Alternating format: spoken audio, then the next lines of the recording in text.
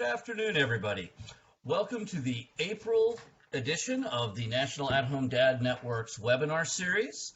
Today we have Jennifer Grossman. She's a PhD and the Senior Research Scientist who leads the Family Sexuality and Communication Research Initiative at Wellesley Centers for Women. Most of her research is focusing on family communication about sex and relationships and contexts of teens, environment, and identities such as gender, race, as well as ethnicity. Part of her newest project is she is looking at how fathers talk with their teens about sex and risk-taking and, development and all those awkward things that most of us fathers dread having to talk to our kids about.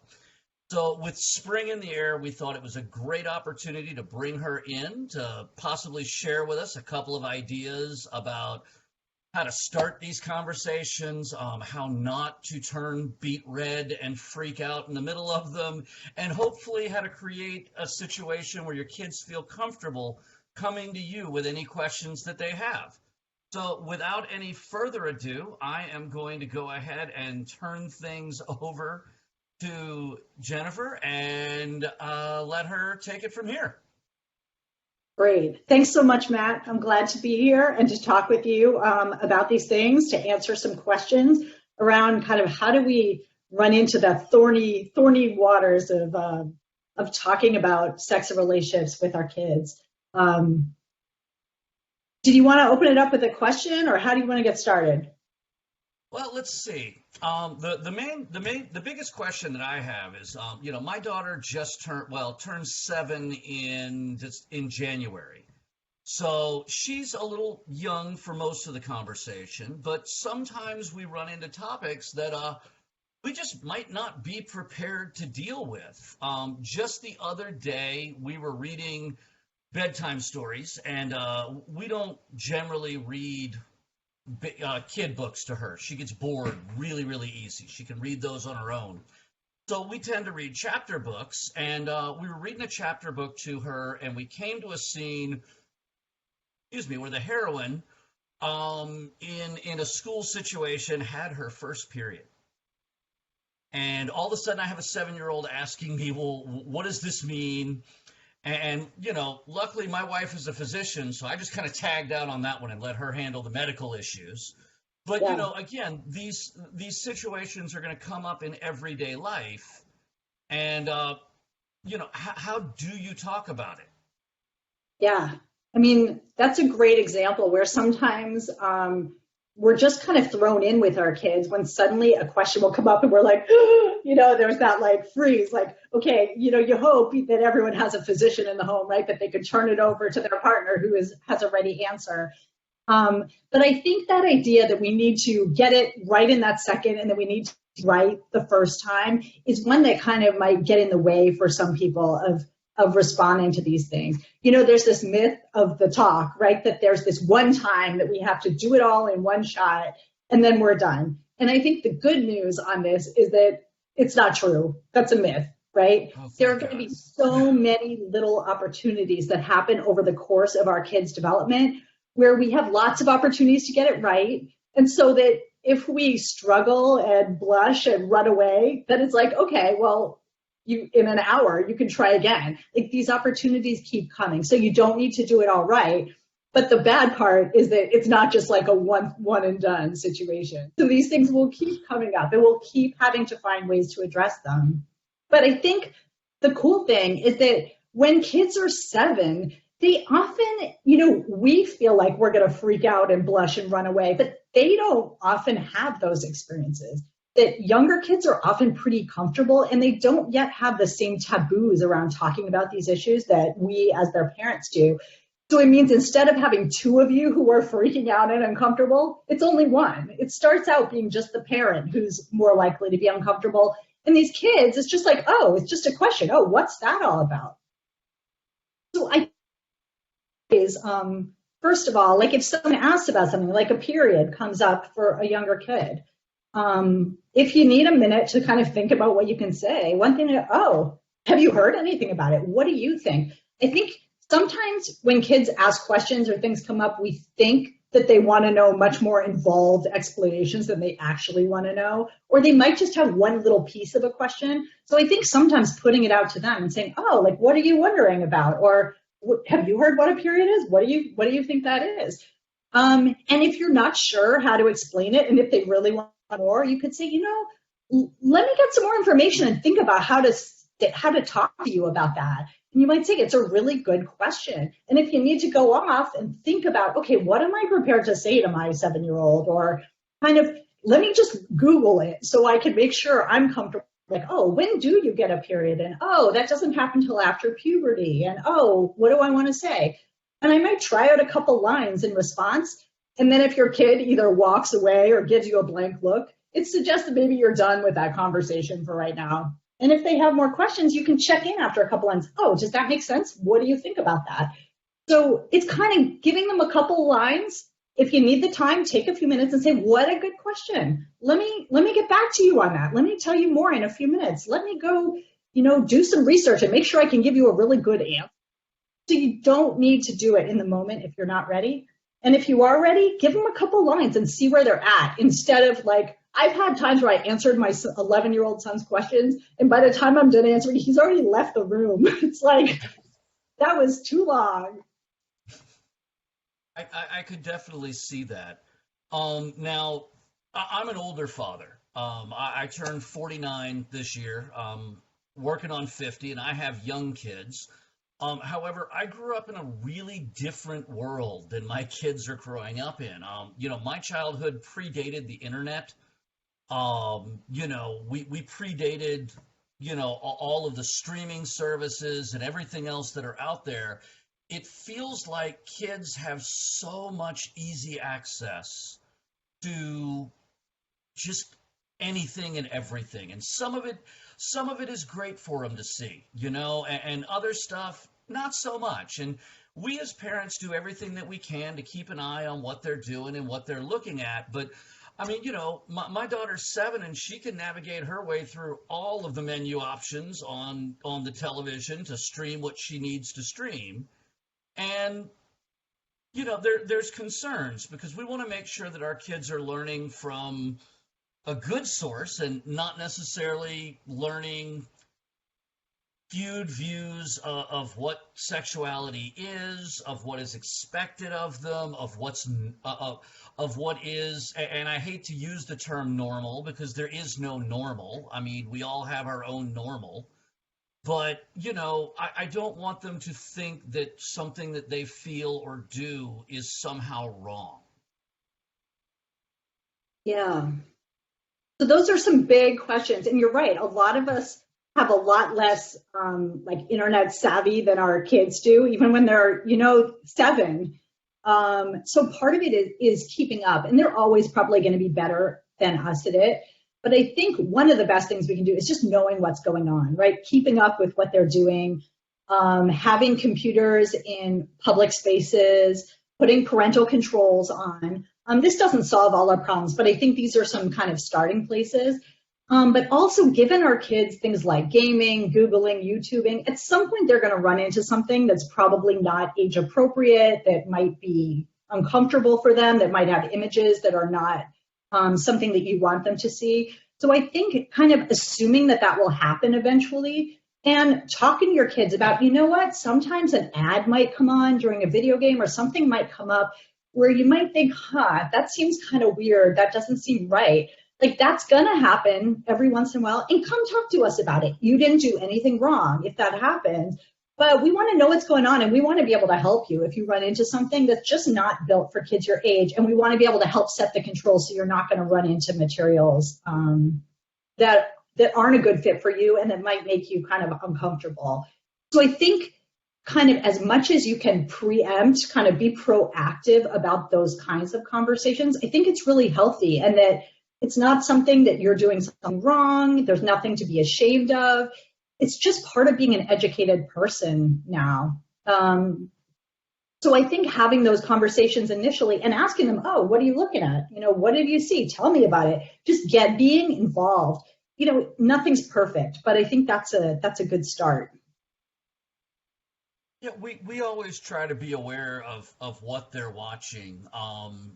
Again, part of my concern is that with so many of the algorithms that load things based on, this is kind of like this is kind of like this. I always live in fear of that. Okay, we started with something that's perfectly okay, and then the next three choices were fine, but slowly but surely we went down into a gutter that I don't want my kid in. Yeah, And I know that part of that is just, keeping the eyes open and keeping eyes on them as much as you can. But yeah, as parents, we have things that we have to do that don't necessarily involve the kids. I mean, sooner or later, you got to clean the house, you got to make dinner, yep, and there will be times that they're watching, and we have to trust them. I would like to believe that my kids would come to me if they saw something that was weird or out of the ordinary. At this point, my 7-year-old generally knows that if she wants to watch something that she hasn't seen before, she'll generally come to us and say, "Is it okay if I watch this?"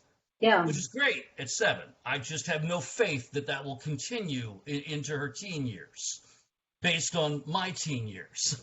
yeah, yeah.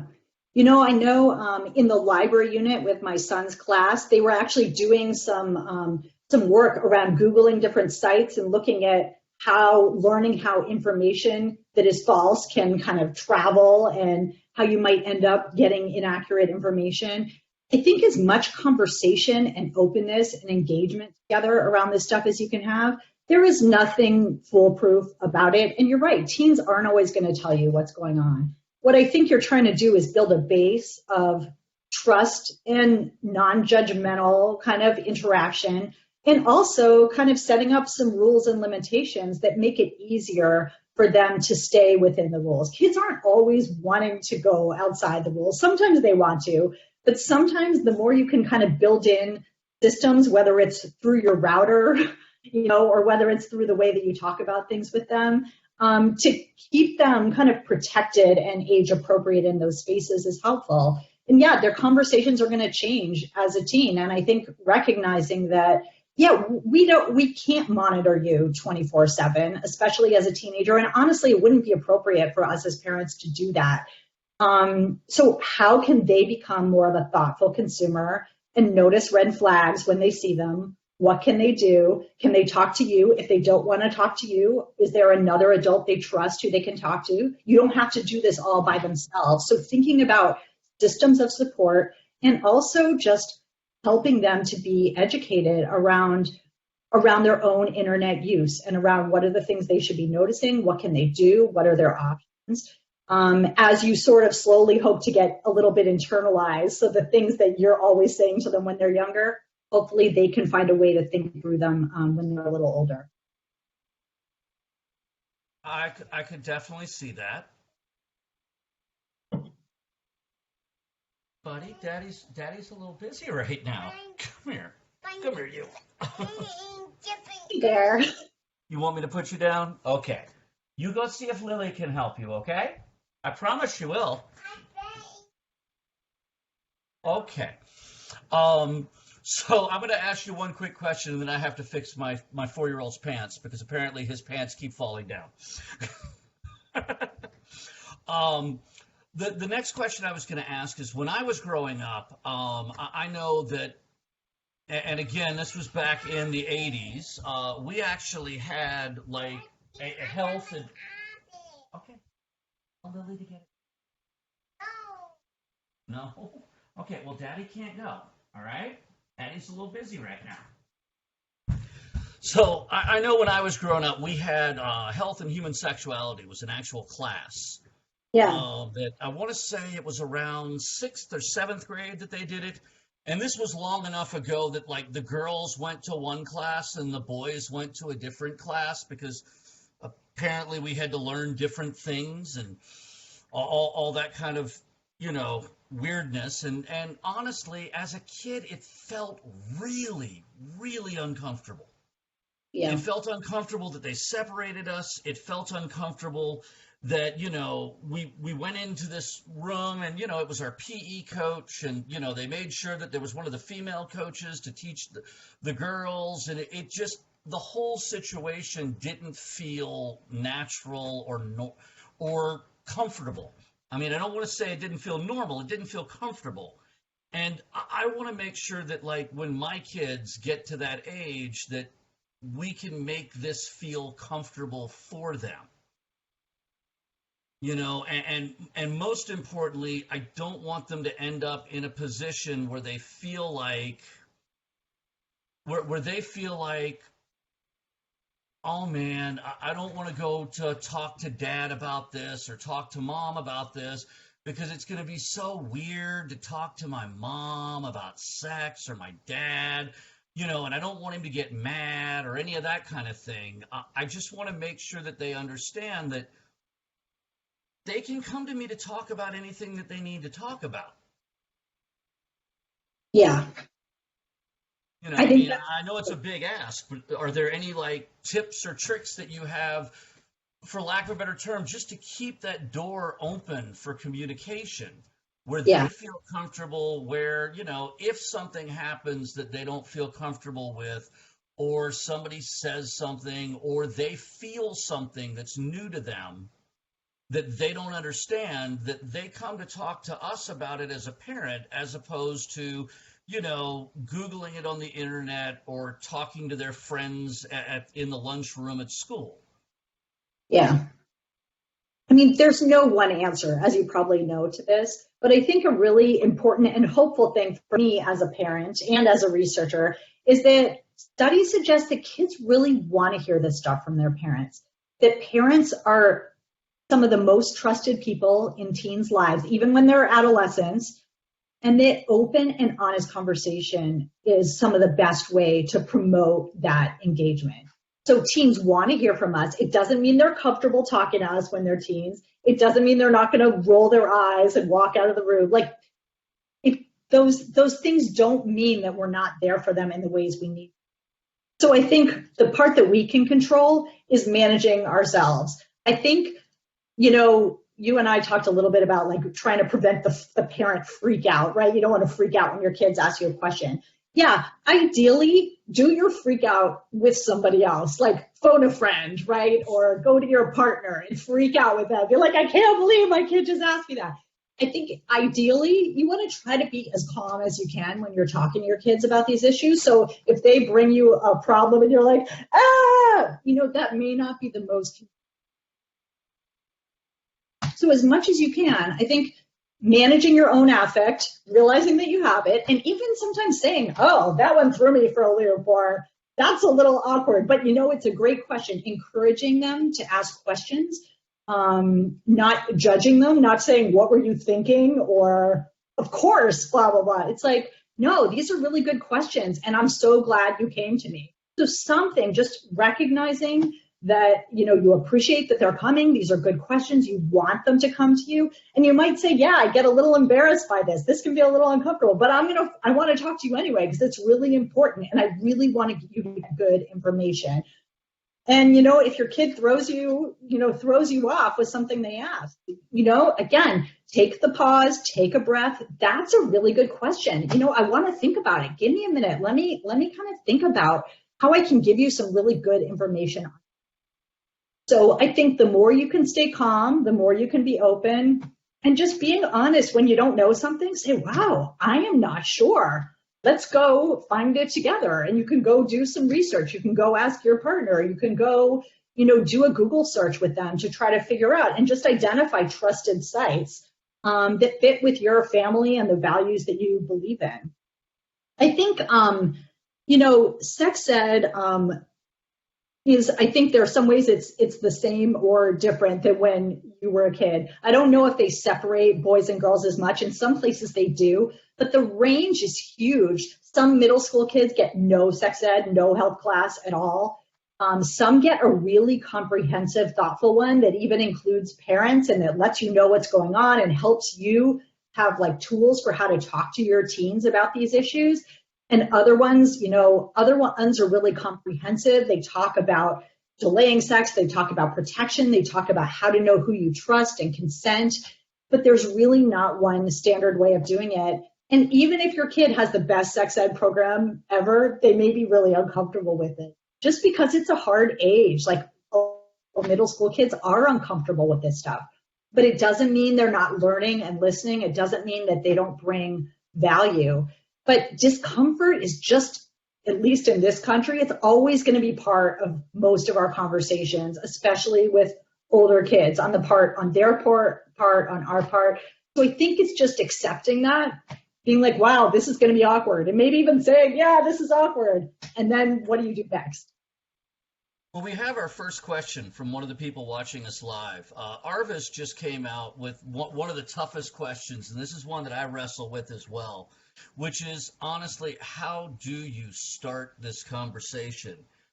He pointed out he doesn't really know where to start, and not to mention, his boys are 10 years old, and he feels like this is a conversation that, even though they haven't, begun the conversation with him, he feels like he needs to start this conversation with them. Yeah. And I mean, you can't, none of us just want to walk up to our kids and be like, so tell me, what do you know about sex? There's got to be a better segue than that. Yeah. Well, I think it's a great question. And 10 years is a great time to start having these conversations. I think sometimes we think of this whole idea of like, this is like sex, and then this is everything else. And I think we separate them in an artificial way that sometimes makes it harder to have those conversations. I know in some sex ed curricula, a lot of the early lessons are around thinking about, how do you know if you trust a friend? How do you think about a friendship? How do you think about what another person is doing to look out for you and what you're looking out for them? I think it doesn't, it's not just about like sex or biology. And something that helps me with conversations in my family is that there's stimulus all around us that bring up these issues, whether it's a book like you had. I know my son, he likes to listen to pop music now. And if you listen to the words of almost any song out there, like they're all about like messed up relationships and things people do, how people treat each other. So like we've just started talking about, I was like, what do you think that song's about?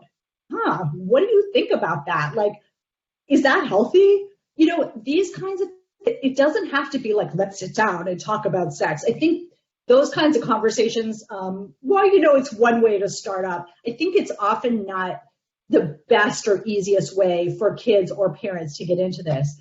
So even thinking about like, if someone has a friend at school or has a fight with a friend at school, or they notice something happened on the playground where someone treated someone else in a bad way, in a not nice way, think, what do you think about that? How should people be treating each other? I mean, when you're young, I think even just identifying parts of your bodies, when you're 10, I think a lot of it is talking about relationships and respect, but that includes friendships and how people interact, and looking for cues in life. If something comes on the news, or and you hear it together, if there's a song on the radio, if someone says, oh, my friend said this, what's that about? These are all openings, opportunities, and it doesn't have to be long. It might be just taking an extra couple of minutes in that, and then being able to ask about it later. Oh, what do you think about that? Or what happened with that friend? So I think kind of looking for little ways to step into it instead of waiting for the big moment is takes the pressure off of us as parents a little bit, and says, why don't you start with something little? And there's so many different aspects of sexuality and relationships that are all important to talk about, that it's not like you have to start in one place and go to another.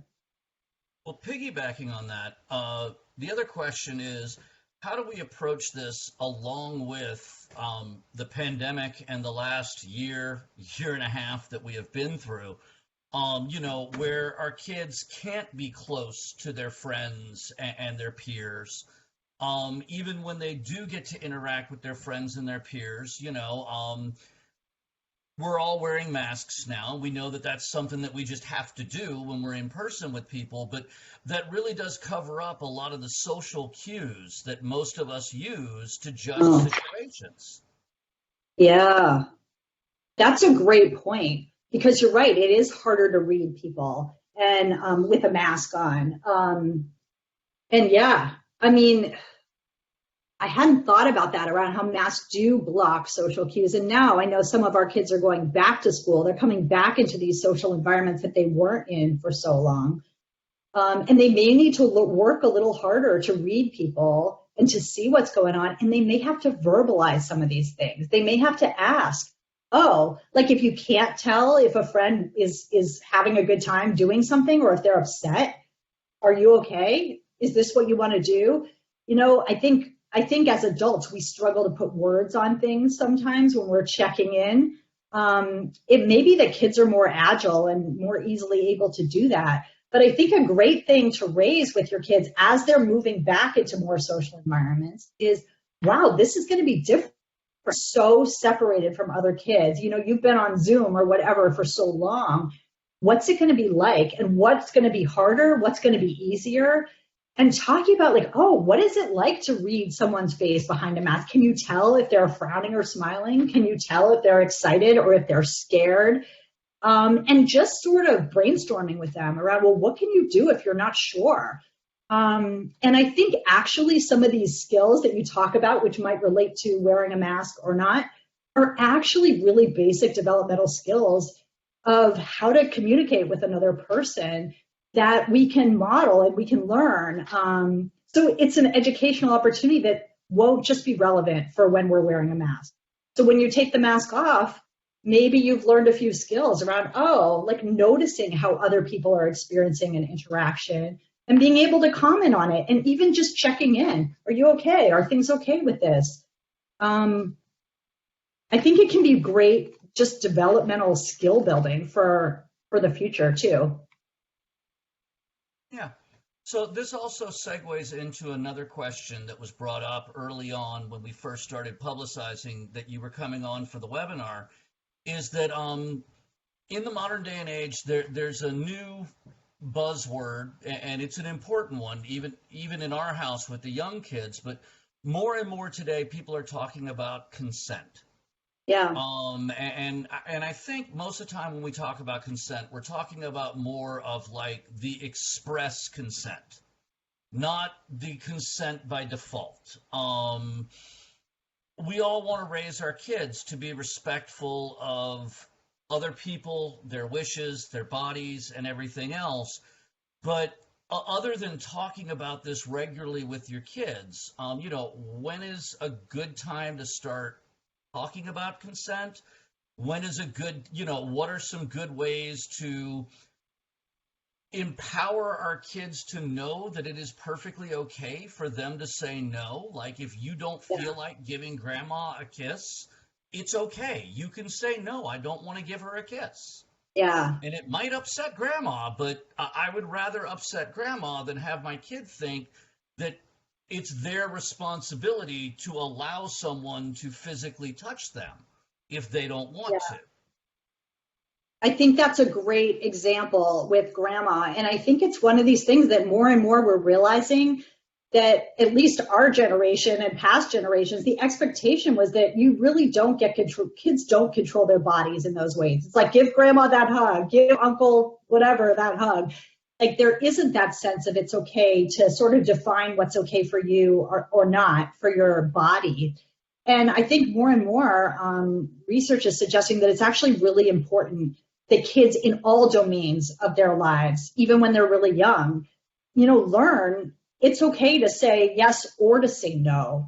And that if you don't want to give that hug, not to push them to say, no, you've got to do that. And, you might have some fallout from grandma and you might have to talk about that. And it's hard because some families, those cultures are so ingrained that this is what you do. But I think from a really early age, teaching kids both, you can say yes and no, you are in charge of your body. And I know preschools, there's a preschool around here that a lot of the conversations with like 3 and 4-year-olds are like, oh, can I give you a hug? No, I don't want a hug. High five? Okay. So that idea, I think some people think of consent as something like, are you okay to have sex? Do you agree? Is there going to be a lawsuit? Is there, in this very specific realm, which is a really important realm. But really these things, as you suggested, start so young and give us opportunities really young to teach our kids both what do you want for your body, but also how do you ask permission if you're going to touch someone else's body? Can I give you a hug? And then listen. So part of it is just paying attention to the people around you and what they want, but it's also knowing what you want and knowing that that's okay to define the boundaries for yourself. And I think those things get a lot more complicated as teens, but starting that base when kids are young is really important and gives them that confidence that that's okay.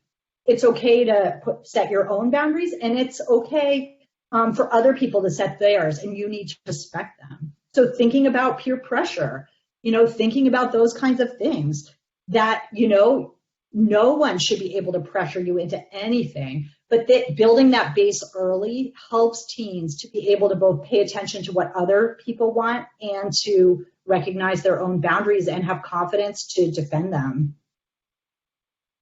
So one of our viewers actually pointed out as we started this conversation, which was by default, there is no consent. That we should never assume consent. And I think that's a fair statement. Yeah.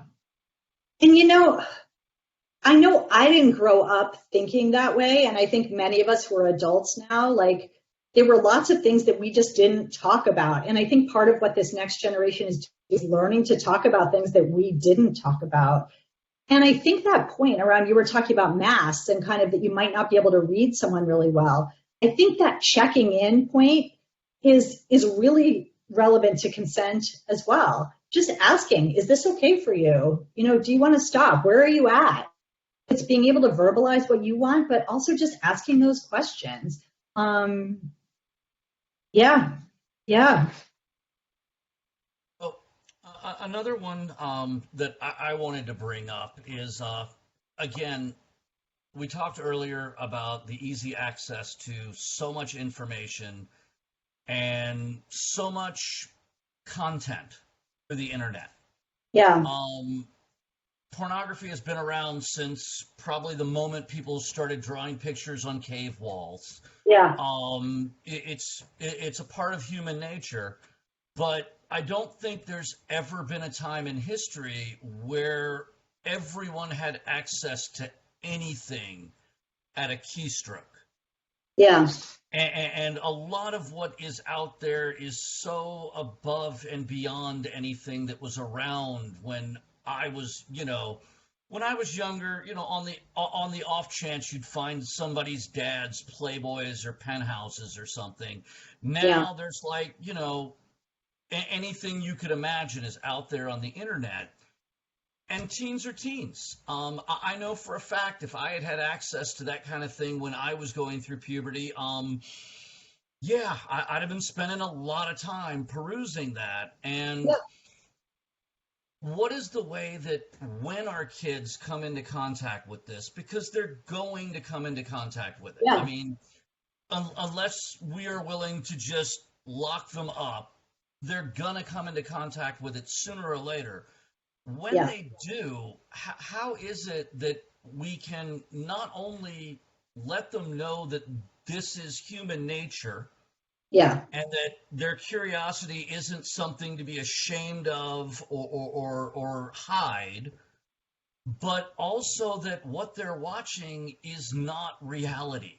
Yeah. This is not what it's like out in the real world, and that if they have questions, they can come talk to us and not feel like Dad's going to be mad at me because he found out that I was looking at porn on the internet, or Mom's going to think that I'm a bad person because and all of that, because we all want our kids to explore the world. And in doing that, they're going to come into contact with things that are good and things that are bad.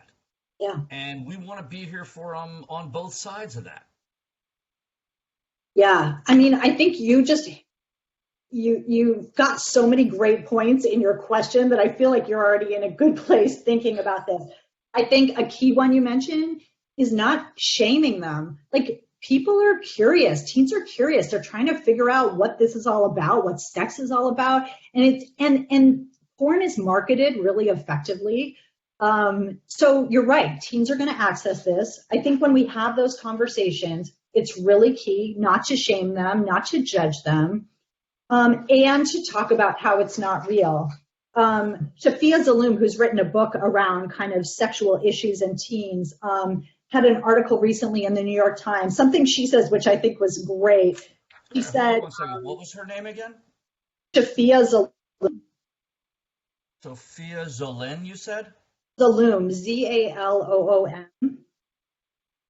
Okay, thank you. She says, sometimes people look at porn because they want to learn about sex, but that's like watching The Fast and the Furious to learn how to drive. I think it's a great line. And it's like, yes, you can be curious about it. And yeah, this is entertaining, it's interesting, it's stimulating, but it's not real. It's not what you do in relationships. And I think separating those things out and talking about it is really important. Something else she says is that it's not all about trying to get a teen to talk about their experience or what happened with them. I watched this is what it was like.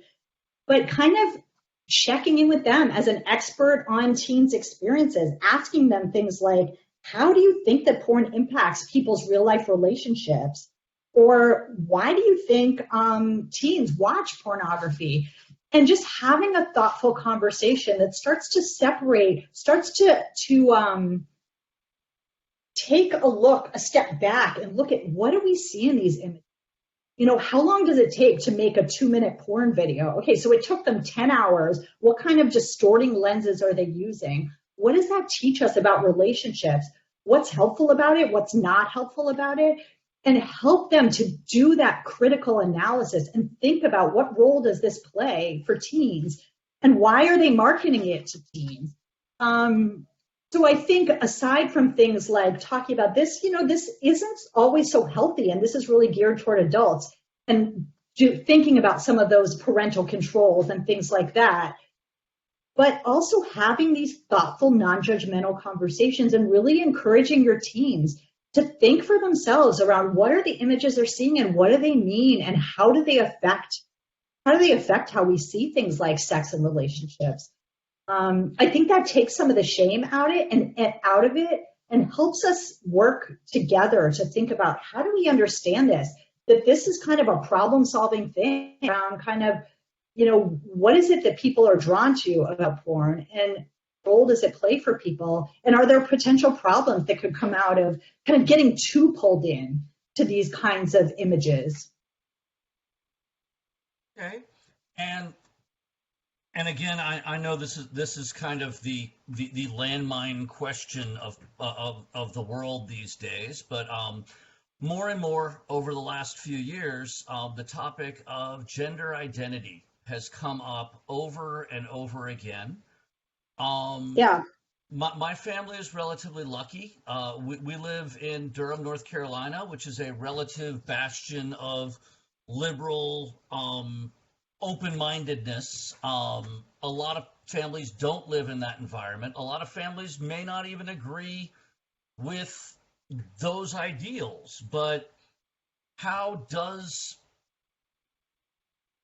do you talk to your children about gender identity? I mean, not even about your own children, but how do you address the issue if somebody who was Alexis last year at school comes back the next year and is Alex?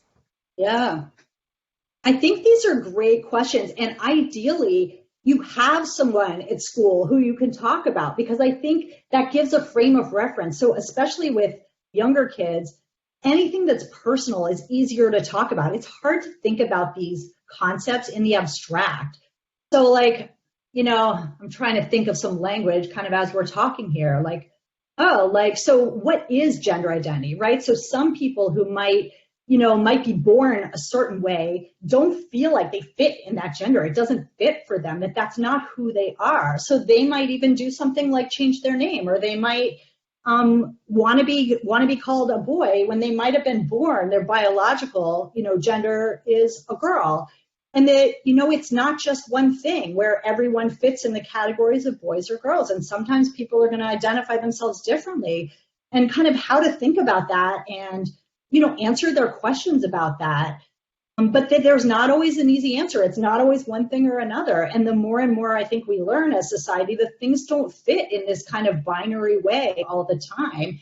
And to think about, what if someone called you by a gender that, you don't feel like fits for you? Like, how would that feel? And so I think around kind of thinking about empathy and also just giving some basic definitions and really like language they can understand for whatever developmental stage, I think is really helpful. And I think also kind of trying to, a lot of us as parents might not feel comfortable with these ideas. So I think it's trying to say, for me, when we were growing up, you could say this wasn't something that we learned about. So like, I'm trying to get comfortable at the same time as you. I think it's fine to be honest about that, and that you're not entirely comfortable or I'm not entirely comfortable with these things, but it's something maybe we can learn about together. So I think some of the most important things, especially because we don't always know how our kids are going to identify as they get older or who their connections are in the world, is to just kind of be open and exploring and try not to bring out those judgmental pieces. Now, again, you might go back to your partner and be like, oh my God, I can't believe this. I don't know what to say. But try to kind of bring that calm and interested, exploring approach with your kids, and then find other spaces to either get education, get support, be able to bang your head on the wall a little bit if you feel overwhelmed, or whatever you need to do to kind of move through your own kind of judgmental pieces. We all have them, and be as open as you can with your kids and their own exploration. So one of the last questions that I personally have, and this is just something that I juggle with, and it hasn't really been an issue yet with my kids being young, but when I was growing up, my parents were very, very much my parents. They were mom and dad. They were not my buddy. They were not my pal. We didn't hang out. However, I had several friends whose parents were their best friend.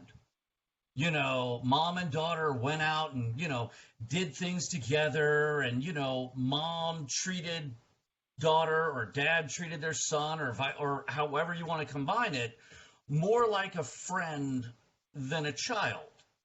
And like, don't get me wrong, I want my kids to like me, and I want them to have a good, friendly relationship with me.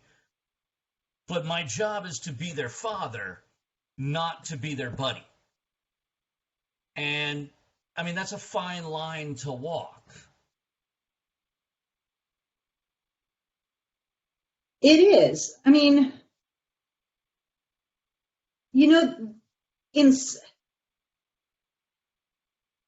a couple different thoughts on that. One is different people have different approaches to parenting, right? Different values, different things that you feel are most important. And, it sounds like for you, kind of that, like being that parental caretaking figure is number one, and that you like to be the buddy too, but that the priority for you is like being that kind of caretaker, protector person. So I think part of it is just that there's a value, some values in there around kind of figuring out what you want your relationship with your kid to be and what you want to pass on. I think most people would agree that on some level, protecting our kids is a primary parenting role.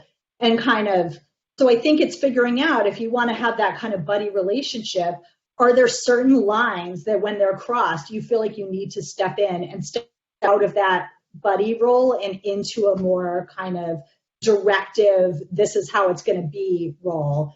And just identifying for yourself, what are the most important things for you? How do you relate to your kid? And what are the things that are most important for you to pass on to them? And how are you going to do that? So I think there's not like one answer about how much to be a buddy versus kind of more of a protective role, but really just being reflective about who you are with your kids. And in the role you're taking, are you able to pass on the values that you think are most important, both in your parenting and what you want your kids to learn from you? And honestly, the main thing that attracted us to you in the first place was that you had reached out to the National At-Home Dad Network regarding the research that you're doing currently, which certainly applies to the National At-Home Dad Network, although we make these webinars available for anyone, so we've probably got some moms watching as well. But Great. your research is talking about specifically fathers talking to their kids about relationships and gender issues and sexuality and development and all that type of thing. And I find it fascinating. I mean, we as a group are not looked at as being the norm, although more and more often men are stepping into the primary caregiver role.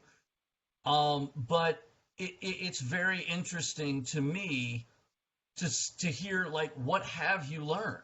I mean, I know that you're just starting on your research, but I mean, I'm sure that you've looked at a little bit of it. Absolutely. No, thanks for bringing that up. And yeah, I think one of the most important things, which, you probably already know, but I think sometimes we don't have that message about fathers, is that the conversations you have with your kids around these topics, around sex and relationships, matter a lot.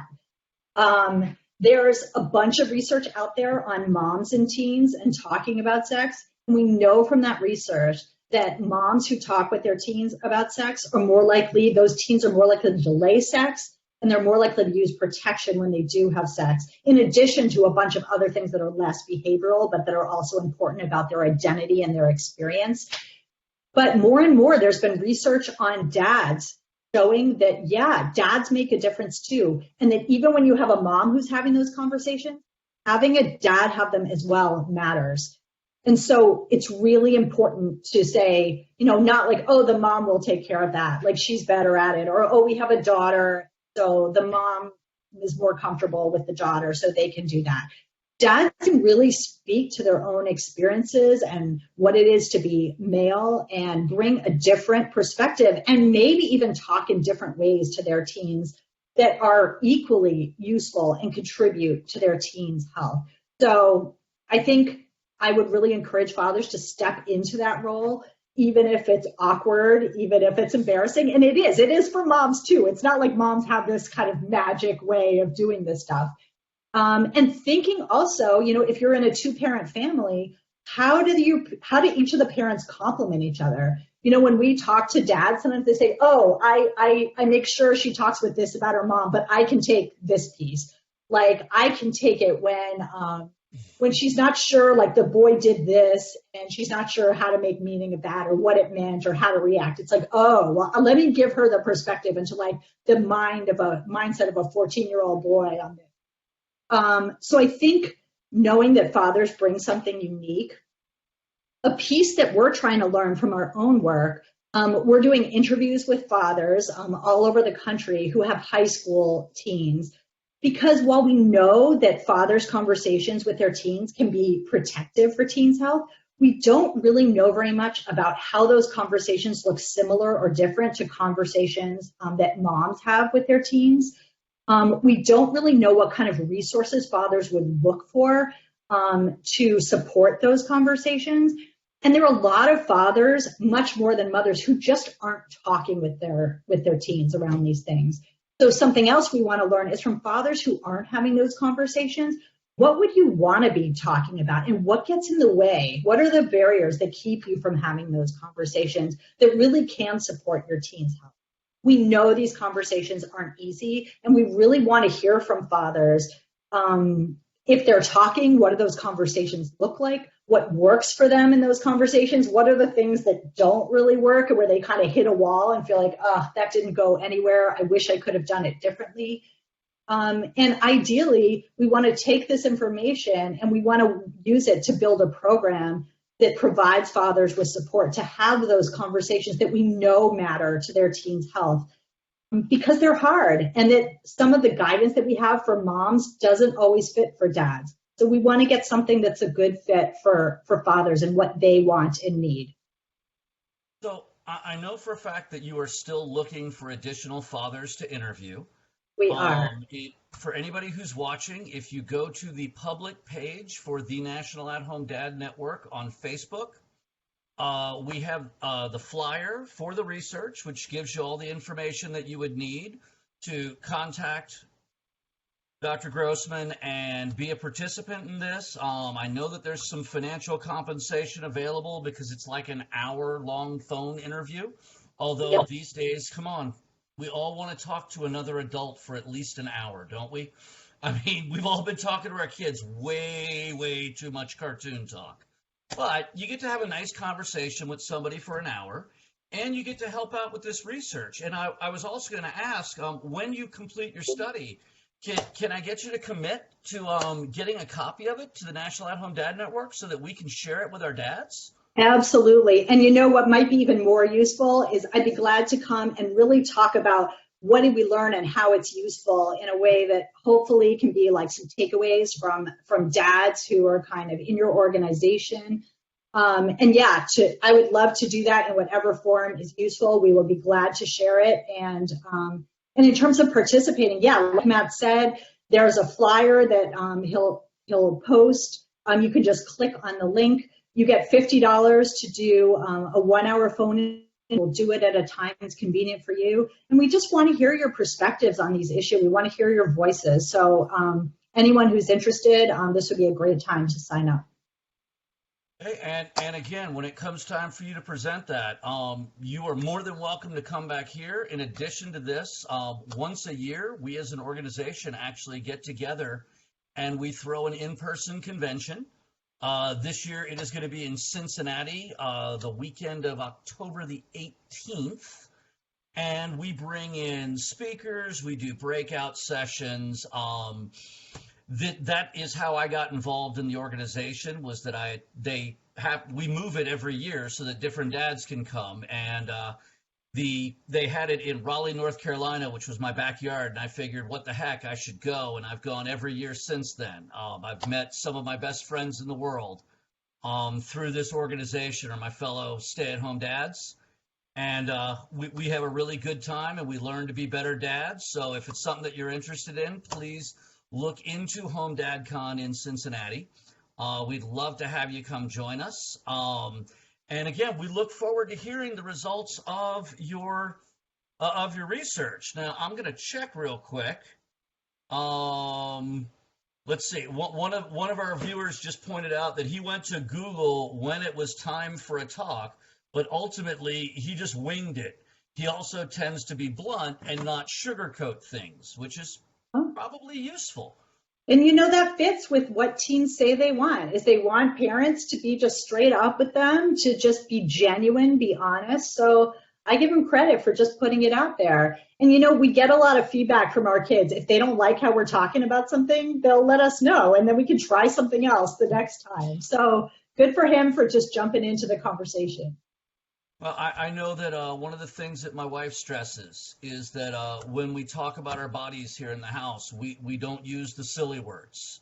We use the proper anatomical words for what we're talking about. So we will say penis, we will say vulva. We talk about it in very clinical terms because that's the right word for what we're talking about. Yeah, I think that's great. Your wife's kind of attitude makes a lot of sense. I think it's something we can do really young with our kids, when they're 2 and in the bathtub. Oh, look, these are the different parts of your body. Here's your arm, your neck, your leg, your penis. Like, I think part of what we do when we give words that aren't kind of the real words is we say there's something wrong with those parts of our bodies that we're not allowed to use the real terms. So just as much as we can, and again, it goes against some of the taboos we have, but not pass on that discomfort to our kids as much as this is your body, this is who you are. And maybe your sister has some different body parts that you do. What's the same? What's different? With just being comfortable and giving things their proper names so they don't have to figure out what a wee-wee is when they're like, 8.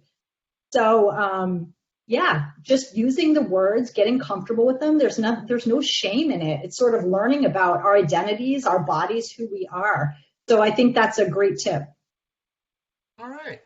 Well, I'm going to ask right now if anybody else out there watching has any final questions that they want to put forth before we let Dr. Grossman get back to her work or possibly go wrangle her own children who are somewhere. Yeah. If you're anything like mine, I've only been interrupted once today, so that's a pretty Pretty good good. one. Our record is 4 in one webinar. Oh boy. While we're waiting to see if anybody has any additional questions, I will point out that next month's webinar is going to be on Thursday, May the 27th. What we're doing is we're bringing in one of our own fathers from the organization, Tim McMichael, who is a very experienced foster parent. And we're going to have him come in to talk about some of the great things about being a foster parent, the things that it brings to his family, the things that it enables to the things that it enables the kids to benefit from, and all the rest of it. We're also going to have on a coworker of my wife's, Will White. He has a master's in social work, and he actually works at a school with some of the kids, and with kids that have run into problems in their life, and many of them are in the foster care system. So he has a slightly different perspective about the whole thing. Now I'm being told somebody has a question that they put up here. Let's see. Okay. It was going back to the gender identity issue. And he was saying that it's actually harder for some to express it, and it's tough to talk and accept it because children may not know how to apply that area of respect, especially when you have a child who has like a huge crush on somebody named Lisa, and then they come back from the summer and that person is now William. You know, and most older parents especially, this is not something that we ever thought about, like having the conversation with our kids. And I mean, luckily my kids are young enough that I've got a little bit of time to, you know, become a little bit more comfortable with these things. But what advice do you have for the guy who doesn't necessarily have that kind of time or freedom to be able to wait and think about it? Well, I think kind of some of the biggest things that we do in parenting carry over to any kind of conversation we have. So I think in that case, say your child has a crush on someone who changed their gender identity, like, oh, that's hard. That sucks. Like, that's a really tough experience. I think starting with empathy with our kids, of just kind of thinking about like the pain that they experience and the confusion maybe, and trying to understand their experience and just support them through it. And, you know, and then I think kind of even just doing a little bit around kind of thinking about basic empathy towards other people and think, oh, what do you think it's like for now this kid who now identifies as Lisa? Like, what might this change be like for that person? And so I think you don't always have to get into understanding exactly how gender identity works and a change in it or what it means biologically, but really thinking empathically, both towards your kid and towards someone who's going through some of these kinds of changes, and just taking, again, the values you apply to any other aspect of your parenting. This is different in the specifics, but it's actually not different in the kind of parenting tools and techniques that we can use. So I think if you just back up and think, how do I respond to my kid when they're distressed? What about when someone else in their lives are feeling distress and they're having a conflict? So I think go back to your basic things that you trust in your parenting and that you feel comfortable with. And just remember that it's not brand new. It's just a new twist on some of the same parenting stuff you've been doing for years. Okay. Well, I do want to point out several of the people that are watching us live on Facebook are entering in the chat. They all wanted to say thank you so much for doing this. Oh, that's so nice. You know, I really do think this is a universal parental concern for most of us. And it always helps to find out that we're not alone and that there is help out there for us. And again, we really, really look forward to seeing your research. I'd love to share it. And thank you, Matt, so much for having me on. I feel like these are just great life questions. And like you said, we're all muddling through together. And it's just like, you know, do our best. And if it doesn't work out one day, it's like, all right, let's try again. And we've got lots of opportunities to do this and to bumble through in ways that support our kids. Absolutely. Well, look, on behalf of the National At-Home Dad Network and Dr. Grossman as well, we thank you guys for coming. Like all of our other webinars, this will be posted on our YouTube page and will be available for you to rewatch or to recommend to your friends anytime you want to. So we'll see you guys all next month. Until then, have a great time. Bye.